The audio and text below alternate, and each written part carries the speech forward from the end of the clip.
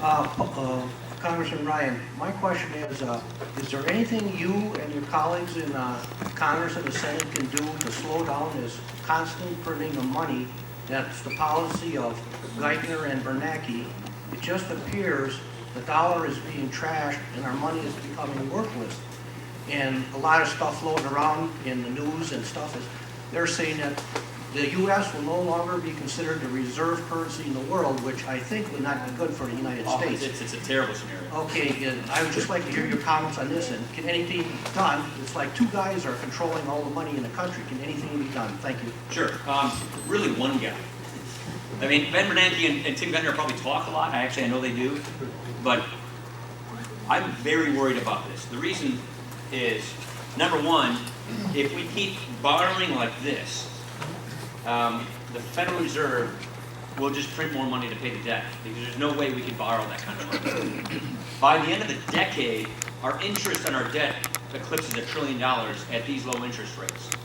And so what will happen if we stay on the path we're on is the best of all the bad options will be for the Federal Reserve to do what we call monetizing the debt. That is a horrendous scenario, because what they'll do is they'll devalue our currency. They'll give us inflation. Let me put it another way. There's nothing more insidious a government can do to its own people than to debase the value of its currency. What I mean when I say that is, if you live on dollars, which we all do, especially if you're a retired person and you're on a fixed income, the purchasing power of that dollar is forever reduced. So when the Federal Reserve messes with our money supply in such ways that it reduces our purchasing power or inflates our currency, they're taking away your standard of living. They're lowering your standard of living. That's why this stuff is so serious. So the Federal Reserve, after 2008, did some emergency moves to prevent a crash, what we call a deflationary spiral, which is what happened in the Great Depression. Ben Bernanke, who's our chairman of the Federal Reserve, is known academically as a student of the Great Depression. And his biggest fear is repeating what happened then, a deflationary spiral where just thousands and thousands of businesses go bankrupt overnight.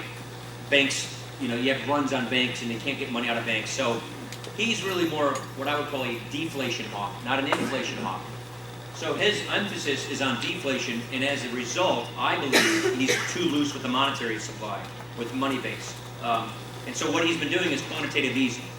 That means it's not exactly printing more money, it's sort of electronically creating money, but it's money creation to try and have the Federal Reserve print money to buy government bonds.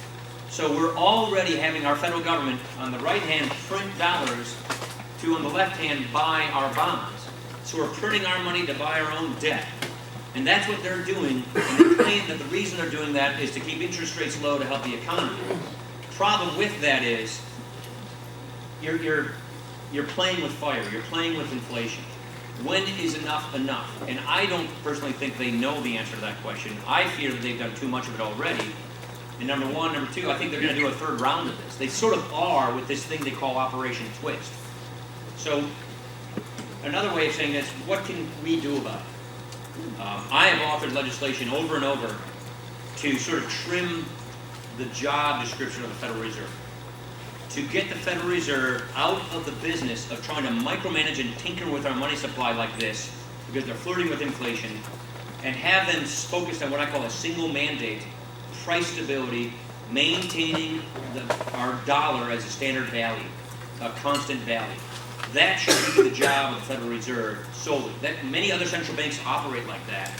Ours doesn't. And so they have this dual mandate, which comes at the expense of each other. They have a short-term employment mandate, which is really the power of fiscal policy, and they're doing so at the expense of keeping our currency as a reliable store of value. The other thing is, we don't really know what they do. They operate in a very opaque, very non-transparent way. So we need to have more transparency at the Federal Reserve, and I believe we need to have the Federal Reserve focused on fixed rules so that we, citizens, the economy, knows exactly how they operate, so we take all the guessing game out of it. So we don't have to speculate as to whether or not they're going to debase our currency or not. They inject a ton of uncertainty into the economy because of the way that they operate and the opaqueness with which they operate, and I think we need to remove that. Yeah.